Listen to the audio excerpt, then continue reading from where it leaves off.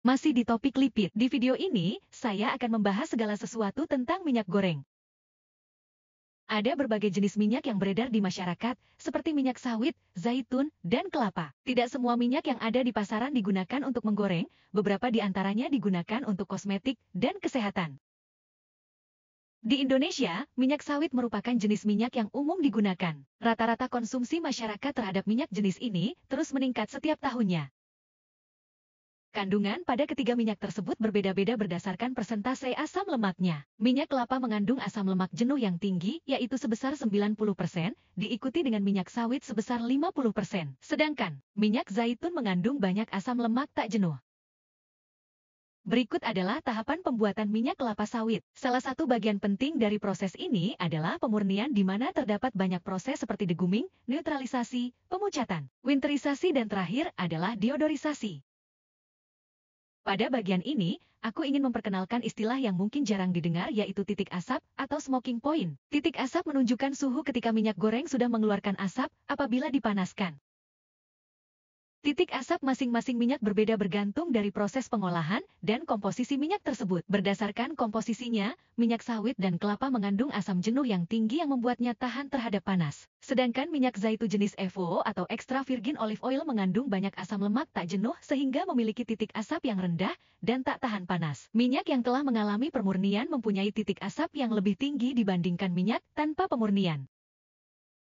Berdasarkan titik asapnya, minyak dapat diklasifikasikan menjadi 3 jenis yaitu minyak tahan suhu tinggi, sedang, dan rendah. Pembagian ini bukan tanpa alasan. Minyak yang tahan suhu rendah disarankan untuk menumis dan campuran salad. Minyak yang tahan suhu sedang sebaiknya digunakan untuk mengoreng dengan suhu yang sedang pula. Adapun, minyak tahan suhu tinggi cocok untuk digunakan menggoreng dengan panas yang tinggi atau deep frying. Minyak kelapa sawit termasuk dalam minyak yang tahan panas tinggi, sehingga aman digunakan untuk menggoreng dengan api yang besar dengan catatan tidak melebihi titik asapnya, yaitu 235 derajat Celcius. Berikut adalah penelitian yang menunjukkan bahwa minyak sawit cocok digunakan untuk menggoreng dengan suhu tinggi.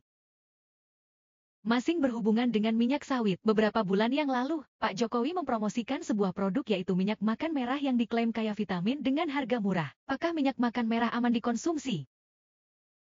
Sama halnya dengan minyak sawit, minyak makan merah diperoleh dari buah kelapa sawit. Yang membedakan keduanya adalah proses pengolahan. Minyak makan merah tidak melalui proses pemucatan dan deodorisasi. Warna merah pada minyak ini berasal dari kandungan beta-karoten yang tinggi. Klaim gizi yang tinggi dari minyak ini karena kandungan vitamin E dan senyawa skualen yang masih ada pada minyak tersebut. Harga minyak makan merah lebih rendah dari minyak goreng sawit karena minyak ini tanpa proses pemucatan di mana proses ini merupakan proses termahal pada tahap pemurnian.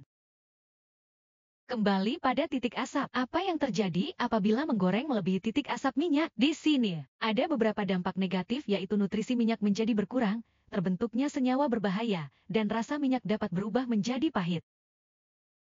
Berikut penjelasannya bagaimana pemanasan dapat menghasilkan senyawa berbahaya. Pada minyak goreng, struktur lipid berada dalam bentuk trigliserida dan adanya pemanasan. Ikatan asam lemak dengan gliserol akan terputus sehingga kandungan asam pada minyak akan meningkat.